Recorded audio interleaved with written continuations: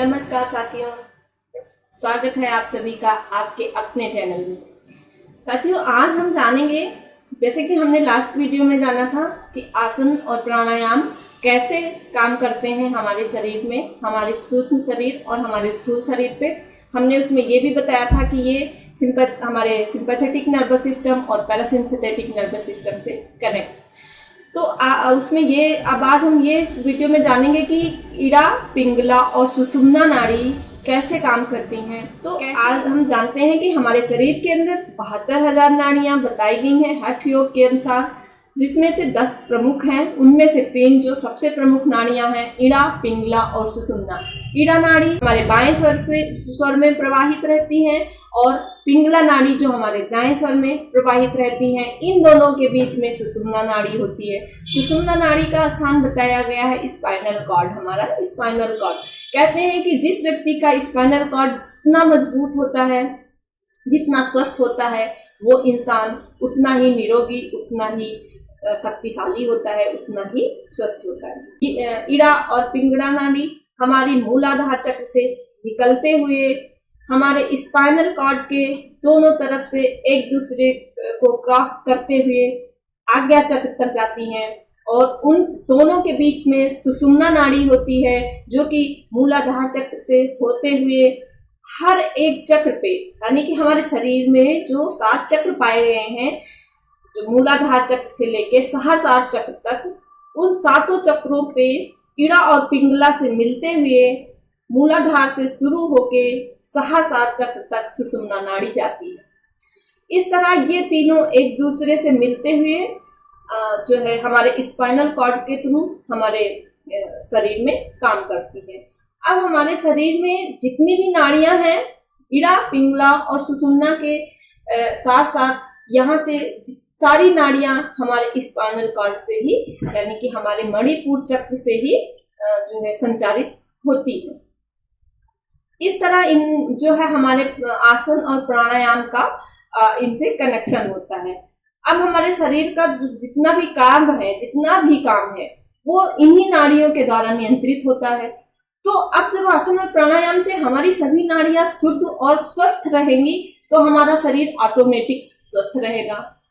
अब हम बात करते हैं कि कैसे इड़ा और पिंगला सिंपैथेटिक और पैरासिम्पैथेटिक नर्वस सिस्टम से जुड़े हैं। अब सबसे पहले जान लेते हैं कि सिंपैथेटिक और पैरासिम्पैथेटिक नर्वस सिस्टम क्या है। सिंपैथेटिक और पैरासिम्पैथेटिक नर्वस सिस्टम के अंतर्गत हमारे शरीर के विभिन्न कार्य रहते हैं, जिनका नियंत्रण इनके द्वारा होता है।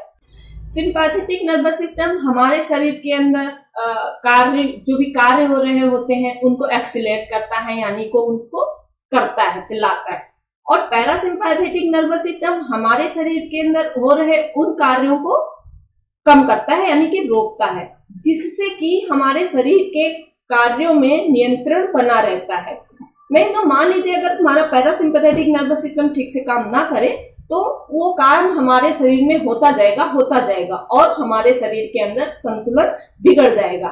इस तरह पैरासिम्पैथेटिक नर्वस सिस्टम और सिंपैथेटिक नर्वस सिस्टम एक दूसरे के विपरीत काम करते रहते हैं। तो जो हमारी इड़ा नाली और पिंगला नाली है, इन दोनों का संबंध इन दोनों से है। अब जो हमारी पिंगला नाड़ी है, इसका संबंध सिंपैथेटिक नर्वस सिस्टम से है। जो हमारी इड़ा नाली है, उसका संबंध पैरासिम्पैथेटिक नर्वस सिस्टम से है। हमारे शरीर के अंदर पिंगला नाड़ी जो है ऊर्जा का काम करती है, यानी कि किसी भी कार्य को क्रियान्वित करने का काम करती है। हमारे शरीर में जो इड़ा नाड़ी है, यानी कि चंद्र नाड़ी जो है, वो हमारे शरीर के अंदर शीतलता का काम करती है, यानी कि किसी काम को ज्यादा होने से रोकती है। तो इस तरह इड़ा और पिंगला का संतुलन हमारे शरीर में चलता रहता है।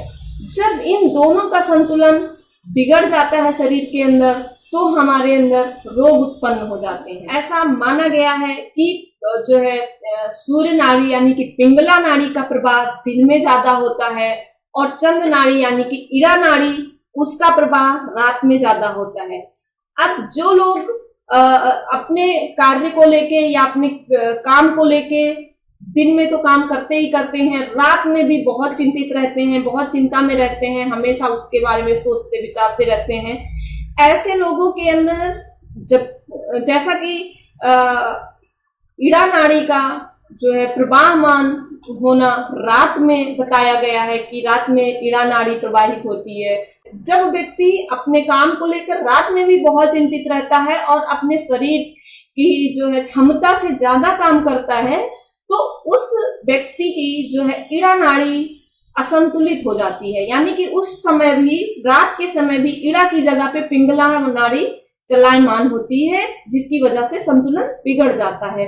और मेरे ख्याल से मुझे ऐसा लगता है कि आज के समय में जो वर्तमान समय चल रहा है, इतना ज्यादा बर्डन है, सबके ऊपर काम का प्रेशर है, तो उस वक्त उसमें ऐसा ही सबके साथ हो रहा है, नाड़ियों का असंतुलन हो रहा है। दिन के साथ साथ लोग रात भर भी काम करते हैं और जो नहीं करते हैं वो चिंतित रहते हैं।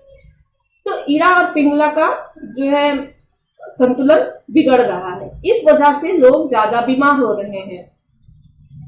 और जो व्यक्ति फिजिकल वर्क कम करता है, जो व्यक्ति काम नहीं करता है, अपने काम को लेके अपने समस्याओं में हमेशा उलझा रहता है, चिंतित रहता है, दुनिया से, देश दुनिया से अलग होके अपनी समस्या में ही, उलझन में ही रहता है, उस इंसान की ईड़ा नाड़ी जो है असंतुलित हो जाती है। तो उसकी जो पिंगला नाड़ी की जगह पे दिन में भी उसकी ईड़ा नाड़ी प्रवाहित रहती है, इसलिए उसका जो है ईड़ा और पिंगला जो असंतुलित हो जाती है। तो दोनों तरफ बिल्कुल एक जैसा है। अगर आप दिन के साथ साथ रात में भी चिंतित रहेंगे, काम करेंगे ये ज्यादा, जरूरत से ज्यादा, तो आपका संतुलन बिगड़ेगा।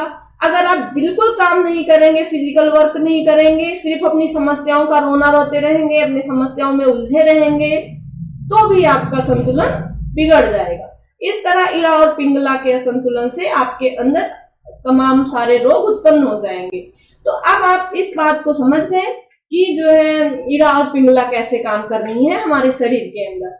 जब ईड़ा और पिंगला संयमित रहती है तो सुषुम्ना नाड़ी हमारी चलती है। तो हमारे शरीर के अंदर ईड़ा और पिंगला सिंपैथेटिक और पैरासिम्पैथेटिक सिस्टम पे इस तरह काम करती हैं। अब हम ये देखें कि हमें इनको संयमित कैसे करना है। तो अब ईड़ा और पिंगला को संयमित करने के लिए आप जो है खुद एक्सपेरिमेंट करके देखिए। जब आप कभी बहुत ज्यादा स्ट्रेस में हो, बहुत ज्यादा परेशान हो, तो आप नाड़ी शोधन प्राणायाम या अनुलोम विलोम प्राणायाम सिर्फ 10 स्ट्रोक करके देखिए और आपको तुरंत उसका बेनिफिट्स मिलेगा।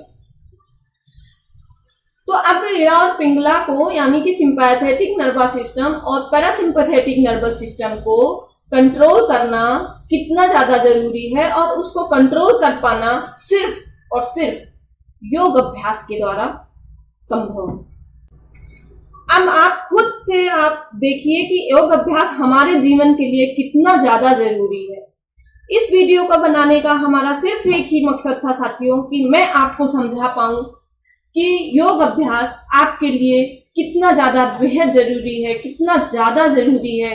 अगर मैं आपको सच में समझा पाई हूं तो आप इस वीडियो को प्लीज शेयर और लाइक एंड सब्सक्राइब जरूर कीजिएगा इस चैनल को, जिससे हमारा हौसला बढ़े और मैं आपके लिए अच्छी अच्छी जानकारियां ला पाऊं और आप तक पहुंचा पाऊं अच्छी तरीके से। तो साथियों, इस तरह हमारा योग अभ्यास करना बहुत जरूरी है स्वस्थ रहने के लिए, क्योंकि हमारा पूरा शरीर जो है इन नाड़ियों से ही जो है चल रहा है, इन प्राण ऊर्जा से ही चल रहा है। तो हम इन नाड़ियों को संयमित, अपने प्राण को संयमित करके, इन नाड़ियों को शुद्ध करके अपने आप को निरोग रख सकते हैं, हमेशा स्वस्थ रख सकते हैं, जिससे हमारी जो है शारीरिक, मानसिक और जो है आध्यात्मिक उन्नति हो सके। हमारा ऐसा मानना है साथियों कि जब हम किसी काम को करने से पहले उसके बारे में सारी जानकारी कर लेना बहुत ज्यादा जरूरी है। मैं आपको इसीलिए ये सब बता रही हूँ, करने से पहले, वीडियो बनाने से पहले, आसन और प्राणायाम के, क्योंकि जब आप जान जाएंगे तो आप उसको सही तरीके से करेंगे, आपका मन लगेगा करने में और आप पूरी सफलता प्राप्त कर पाएंगे। मेरा अपना मानना है कि किसी काम में हम पूर्ण सफलता तभी प्राप्त कर पाते हैं जब हम उसके बारे में पूरी जानकारी रखते हैं और उस काम को सही तरीके से करते हैं। तो इसलिए साथियों, अगर मैं आपको समझ नहीं आया तो आप मुझे जरूर कमेंट करके बताइएगा, मैं दूसरा वीडियो दोबारा से बनाऊंगी। लेकिन अगर समझ में आ गया है तो आज से आप तैयार हो जाइए अपनी जिंदगी का एक नया चैप्टर लिखने के लिए, जिसमें आप 30 मिनट योग अभ्यास को जरूर देंगे। तो तब तक मैं आपसे अगले वीडियो में योग अभ्यासों के साथ मिलती हूँ, आसनों के साथ मिलती हूँ। तब तक के लिए अपना ख्याल रखिए, अपनों का ख्याल रखिए। नमस्कार, थैंक्स फॉर वॉचिंग।